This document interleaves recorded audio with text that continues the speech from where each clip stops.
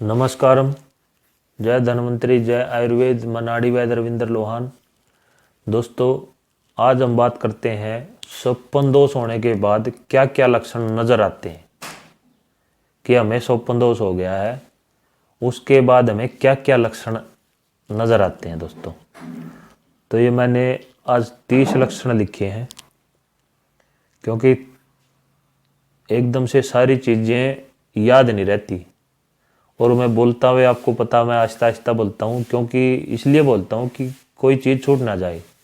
बिल्कुल दिमाग में डाल करके कोई मेरे मुंह से ऐसा शब्द ना निकले जिससे किसी का नुकसान हो। तो मैं बिल्कुल आराम से बोलता हूँ, लेकिन जब लंबा हो जाता तो मैं लिख भी लेता हूँ। लिखने में कोई बुराई नहीं है। तो दोस्तों, ये 30 लक्षण हैं। अगर आपको स्वप्न दोष हो गया है तो आप ये देखिए। किसी सुंदर नारी के सपने में देखने या छूने या आलिंगन करने से वीर्य निकल जाना।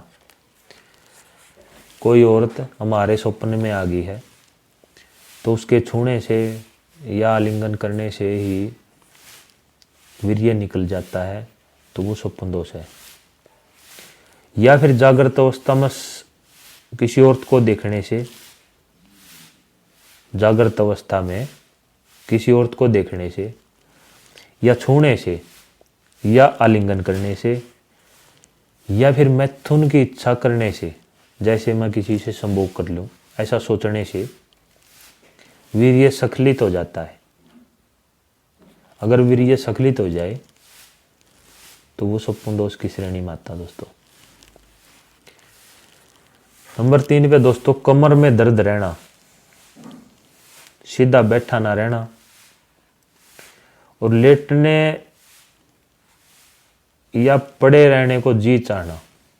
कमर में दर्द रहता है क्योंकि उसकी मंद अग्नि हो जाती है, उसके पेट में गैस बनती है, उसकी वजह से उसके कमर में दर्द रहता है।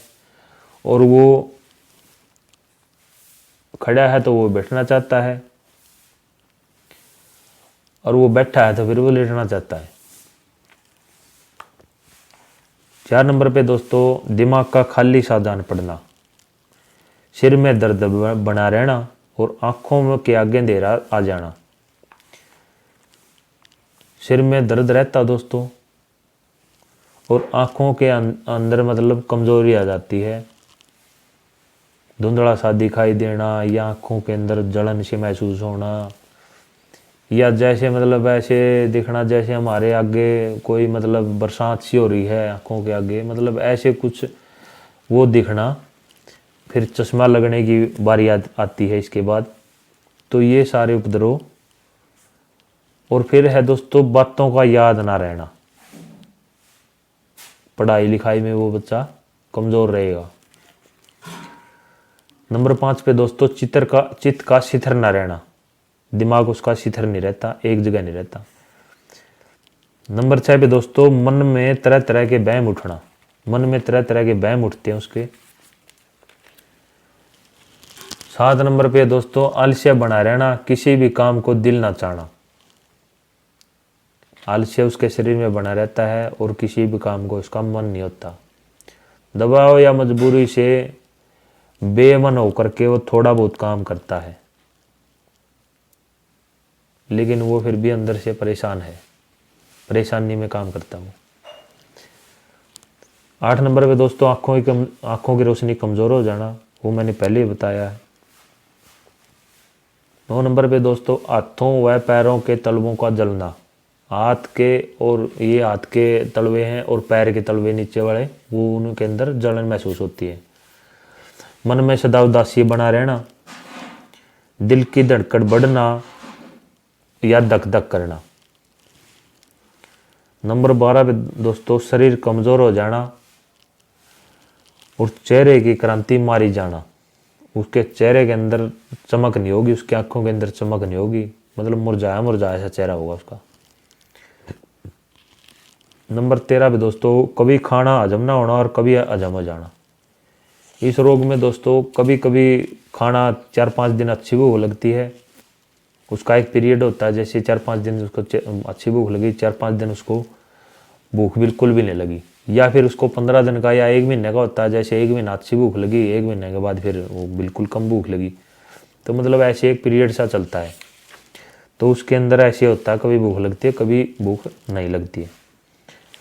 फिर 14 नंबर पे दोस्तों कब्ज बना रहना, उसको कब्ज बनी रहती है,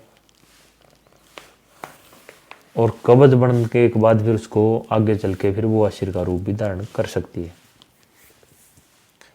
नंबर 15 पे दोस्तों पैरों में फूटनी या बेचैनी बने रहना, जब वो मतलब है ना पूरे दिन में या उसके घुटनों से नीचे नीचे के जो पैर हैं पिंडली वगैरह वहाँ पे बिल्कुल बेचैनी फुटनी बनी रहेगी, मतलब भड़क टाइप बनी रहेगी। अगर वो या फिर दिन में नहीं रहेगी तो फिर वो रात को रहेगी। रात को जब सोएगा ना वो करवट कभी इधर बदलेगा कभी उधर बदलेगा, फिर 1-1.5 घंटा ऐसे दर्द वगैरह होकर के फिर वो परेशान हो गए, फिर उसको नींद आती है, ये भी होता है।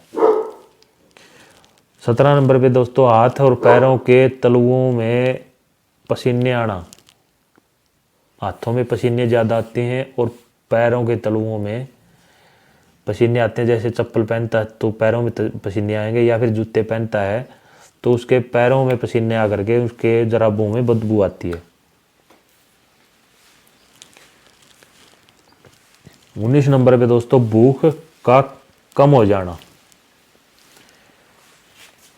20 नंबर पे दोस्तों जवानी में ही बाल सफ़ेद हो जाना, जवानी में इसके बाल सफ़ेद हो जाते हैं। 21 नंबर पे दोस्तों वीर्य का पानी की तरह पतला हो जाना, वीर्य बिल्कुल पानी की तरह पतला हो जाता है और वो हर रोज निकलता रहता है। तो 23 नंबर पे दोस्तों मुंह और शरीर से बदबू निकलना, उसके मुंह से बदबू आएगी, दांतों में और जीभ के ऊपर मैल जम जाता है बार बार और उसके शरीर से बदबू आती है। 24 नंबर पे दोस्तों पेशाब में कभी कभी जलन से होना, उसके पेशाब करता वो उसकी इंद्री में जलन होती है। फिर 25 नंबर पे दोस्तों आँखों से कम दिखना या चश्मे की जरूरत पड़ना। 26 नंबर पे दोस्तों आँखों में आलसिया नींद भरी रहना, नींद के सिवा कुछ भी अच्छा ना लगना, वो बंदा बस सोया रहे ऐसा उसका दिल करेगा। 27 नंबर पर दोस्तों गले की आवाज़ का बैठ जाना, बार बार उसकी गले की आवाज़ बैठ जाएगी या फिर बिल्कुल बैठी रहेगी, आवाज़ बदल जाएगी उसकी। 28 नंबर पे दोस्तों फोतों का बढ़ जाना और लंबे होकर लटक जाना, उसके अंडकोश हैं वो बढ़ जाते हैं और लंबे होकर नीचे लटक जाते हैं। वो तो 29 नंबर पे है लिंग का एक और झुका रहना,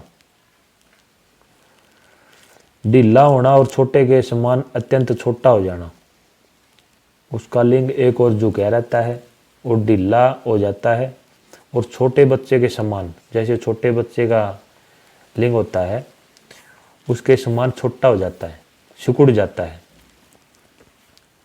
30 नंबर पे दोस्तों कभी 2-4 दिन तेज भूख लगती है और फिर कई दिन तक खाने से नफरत करना।